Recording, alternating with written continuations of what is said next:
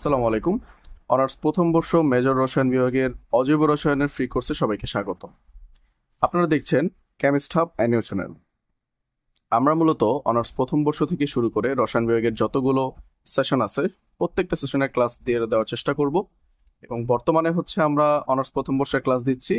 এবং যদি কেউ এই ক্লাসটি আমার ভিডিও পাবলিশ করার অনেক দিন পর দেখে থাকেন, তাহলে অবশ্যই আপনারা অনার্স দ্বিতীয় বর্ষ এবং পরবর্তীতে তৃতীয় বর্ষের ক্লাসও দেখতে পাবেন ইনশাল্লাহ। তো কথা না বাড়িয়ে আজকে ক্লাসে চলে যাব।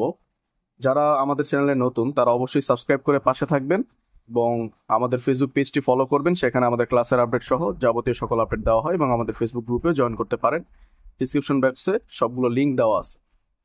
আচ্ছা, দেখেন, অজৈব রসায়নের আমরা অধ্যায় 3 অলরেডি শেষ করে ফেলেছি। খ এবং গ বিভাগের প্রশ্ন আমি যেগুলো সলভ করিয়েছি এবং যেগুলো সাজেশন দিয়েছি সেগুলো সলভ করবেন। আর কিছুদিন পরে আমাদের ফেসবুক পেজে আমরা ফান্ডামেন্টাল অফ ম্যাথমেটিক্স, ক্যালকুলাস, তাছাড়াও যে মেজর রসায়নের সাবজেক্টগুলো আছে এবং নন মেজর ফিজিক্স 1-2 এই প্রত্যেকটা বিষয় সাজেশন আমরা আপলোড করব। তো অবশ্যই আমাদের ফেসবুক পেজটি ফলো করে রাখুন। দেখেন, অধ্যায় 3-এর টিকার জন্য আমি বেশ কিছু প্রশ্ন সিলেক্ট করেছি, যার মধ্যে সবচেয়ে গুরুত্বপূর্ণ যে দুইটা সেটা হচ্ছে ধাতব বন্ধন এবং ডাইপোল মোমেন্ট। এবং এছাড়াও আমি আরো দুইটা প্রশ্ন অ্যাড করেছি, সেটা হচ্ছে নিউক্লিয়ার বন্ধন শক্তি এবং ফাজানের নিয়ম। ফাজানের নিয়মটা নিয়ে কিন্তু অলরেডি আমরা আলোচনা করেছিলাম একটা লেকচারে। আপনারা পূর্ববর্তী লেকচারগুলো দেখে এই ভিডিওটা যদি দেখেন তাহলে আপনাদের বুঝতে সুবিধা হবে। তাই আমি এটা ব্যাখ্যা করি না, এখানে আমরা বলে দিয়েছি বই থেকে পড়ে নেবেন। বই থেকে পড়ে নেবেন উদ্দেশ্য হচ্ছে আপনি কোনো ইজি বুক ফলো করবেন না, আপনি মেন বই থেকে ফাজারের নিয়মটা উল্লেখ করবেন।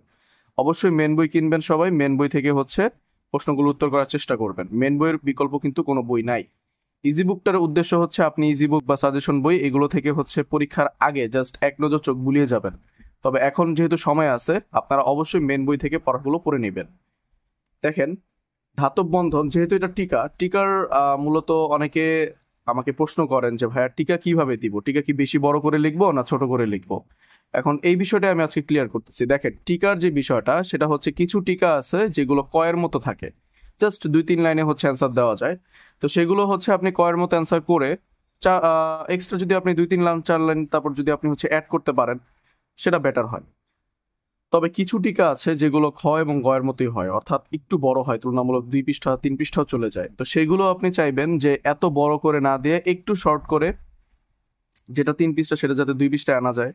বা এত শর্ট বলতে গিয়ে একদম শর্ট এতটুকু না, 3 পৃষ্ঠাটা 2 পৃষ্ঠা আনার চেষ্টা করবেন, 2 পৃষ্ঠাটা 1 পৃষ্ঠায় আনার চেষ্টা করবেন।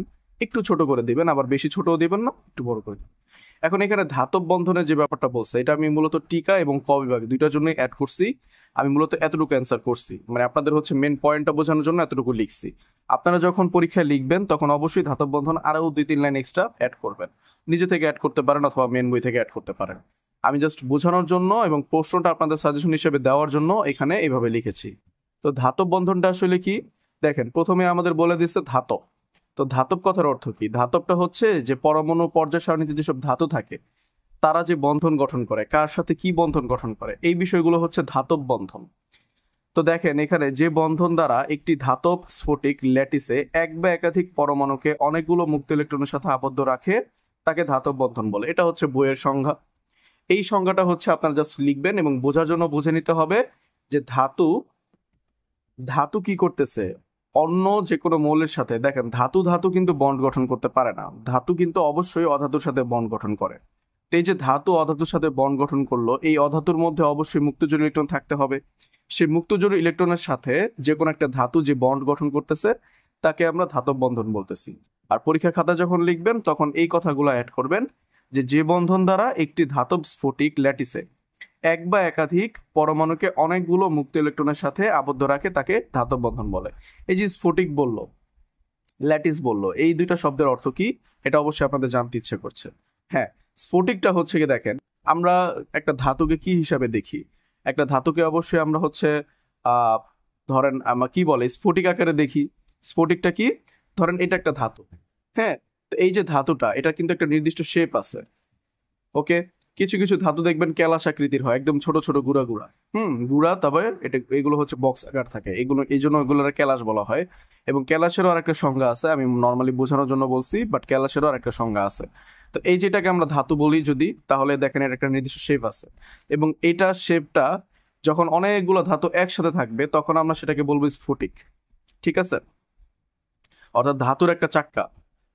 ওকে, তো দেখেন এই স্ফটিক ল্যাটিসে এক বা একাধিক পরমাণুকে অনেকগুলো মুক্ত ইলেকট্রনের সাথে আবদ্ধ রাখে তাকে ধাতব বন্ধন বলতেছে। তো এই যে একটা স্ফটিক গঠন করলো, অনেকগুলো ধাতু মিলে অধাতু মিলে একটা স্ফটিক গঠন করলো, সেখানে কি করতেছে, অনেকগুলো ইলেকট্রনকে আবদ্ধ রাখতেছে, সেটা বের হতে পারছে না ইলেকট্রনটা, এবং অন্য কোনো কিছুর সাথে বায়ুর সাথে রিয়েকশনও করতে পারতেছে না। তো ওই অবস্থাটাকে আমরা ধাতব বন্ধন বলবো। অর্থাৎ ধাতব বন্ধনের কারণেই তারা একসাথে আবদ্ধ রয়েছে। আশা করি বুঝতে পেরেছেন সবাই ধাতব বন্ধন। এবার আসি আমরা ডাইপোল মোমেন্টে। ডাইপোল মোমেন্টটা হচ্ছে, এখানে ডাইপোল বলছে তো দ্বিমেরু, ডাইপোল অর্থ কি, দ্বিমেরু। এবং ডাইপোল মোমেন্টটা হচ্ছে একক প্রবেশে কোনো চৌম্বক ক্ষেত্রে বলরেখার সাথে সমকোণে কোনো দণ্ড চুম্বককে স্থাপন করতে যে পরিমাণ কাজ করতে হয়। একক প্রবেশে কোনো চুম্বক ক্ষেত্রে বলরেখার সাথে সমকোণে কোনো দণ্ড চুম্বককে স্থাপন করতে যে পরিমাণ কাজ করতে হয় তাকে দ্বিপোল মোমেন্ট বা ডাইপোল মোমেন্ট বলে। একে মিউ দ্বারা প্রকাশ করা হয়। ডাইপোল মোমেন্ট হচ্ছে মিউ সমান এফ ইন্টু ডি। এই যে মিউ সমান এফ ইন্টু ডি, এই সূত্রটা থেকে হচ্ছে আপনি মূলত পুরা প্রশ্নটা আপনি সংজ্ঞাটা আপনি মুখস্থ রাখতে পারেন। মিউ সমান এফ ইন্টু ডি। তো বলাই হয়েছে যে আমরা জানি হচ্ছে ডাব্লিউ সমান এফ এস। এফ অর্থে কি, এফ মানে হচ্ছে বল এবং এস মানে হচ্ছে সরণ। অর্থাৎ আমরা কখন কাজ বলতেছি, ডাব্লুকে আমরা কখন কাজ বলতেছি, যখন সেটা একটা নির্দিষ্ট বল প্রয়োগ হবে এবং একটা নির্দিষ্ট দিকে হবে, তখন আমরা কি বলবো, তাকে কাজ হচ্ছে, তাই না? তো এফ আর এসটা ছিল নির্দিষ্ট দিকে। তো এখানেও কিন্তু আমাদের ডাইপোল মোমেন্টের ক্ষেত্রেও কিন্তু বলা হয়েছে যে যে পরিমাণ কাজ করতে হয়। তার মানে এখন যদি আমরা মিউর জায়গায় ডাব্লু কল্পনা করি এবং এফ এবং ডি এর জায়গায় যদি আমরা এস কল্পনা করি, তাহলে কিন্তু আমাদের ওই সূত্রটা আর এই সূত্রটা, মানে কাজের যে সূত্র ডাব্লু সমান এফ এস, এই ডাব্লু সমান এফ এস এর সাথে কিন্তু আমরা এটা রিলেট করতে পারি। ঠিক আছে, শুধু ডাব্লুর জায়গায় মিউ আছে, এস এর জায়গায় ডি আছে। এখন এই মিউটা আমরা ডাব্লুর জায়গায় কেন নিলাম, মানে হচ্ছে মিউ দিয়ে ডাইপোল মোমেন্ট আমরা বোঝাচ্ছি। এবং এস এর জায়গায় আমরা ডিটা কেন নিলাম, ডিটা নিলাম হচ্ছে যেহেতু এখানে বলছে একক প্রবেশে কোনো চৌম্বক ক্ষেত্রে বলরেখার সাথে সমকোণে কোনো দণ্ড চুম্বকী স্থাপন করতে হয় যে পরিমাণ কাজ করতে হয়, তাহলে এই ডিটাকে আমরা ধরে নিতে পারি যে চৌম্বক ক্ষেত্রের বলরেখা। ওকে, এই চুম্বক ক্ষেত্রে বলরেখার সমকোণে কোনো দণ্ড চুম্বকী স্থাপন করতে, এই যে ম্যাটারটা আপনারা দেখতেই পাচ্ছেন, এই যে ডাব্লু এফ এস এবং মিউ এফ ডি, যেহেতু এটা ডাব্লু চেঞ্জ হয়ে মিউ হয়ে গেছে, ডাইপোল মোমেন্ট হয়ে গেছে, সেহেতু এসটা চেঞ্জ হয়ে ডি হয়ে গেছে। ওকে, এইভাবেই আমরা হচ্ছে মূলত ডাইপোল মোমেন্টটা মনে রাখবো। এবং সবচেয়ে বড় কথা হচ্ছে ডাইপোল মোমেন্টের আপনারা সংজ্ঞাটা মুখস্থ রাখবেন 100%। এই সংজ্ঞাটা মুখস্থ করে দেন হচ্ছে আপনার ডাইপোল মোমেন্টটা সূত্রটা হচ্ছে লিখবেন। এই সংজ্ঞাটা মুখস্থ করা ছাড়া কোনো ওয়ে নাই। ওকে, এরপর আমরা হচ্ছে এক্সট্রা যে দুটো প্রশ্ন দেখবো এই অধ্যায় থেকে বা গুরুত্বপূর্ণ যেগুলো, সেগুলো হচ্ছে নিউক্লিয়ার বন্ধন শক্তি এবং ফাজানের নিয়ম। ফাজার নিয়ম নিয়ে এবং নিউক্লিয়ার বন্ধন শক্তি নিয়ে ইতিমধ্যে আমি আলোচনা করে ফেলেছি। এগুলো মূলত বই থেকে পড়বেন, বোঝানোর মতো কিছু নাই, ব্যাখ্যামূলক প্রশ্ন আর কি। এই ফাজানের নিয়মও হচ্ছে ব্যাখ্যামূলক প্রশ্ন, 4-5টা পয়েন্ট হচ্ছে আপনাদের পড়তে হয়। তো সবাই ভালো থাকবেন, সুস্থ থাকবেন, দেখা হবে নেক্সট ক্লাসে। আসসালামু আলাইকুম।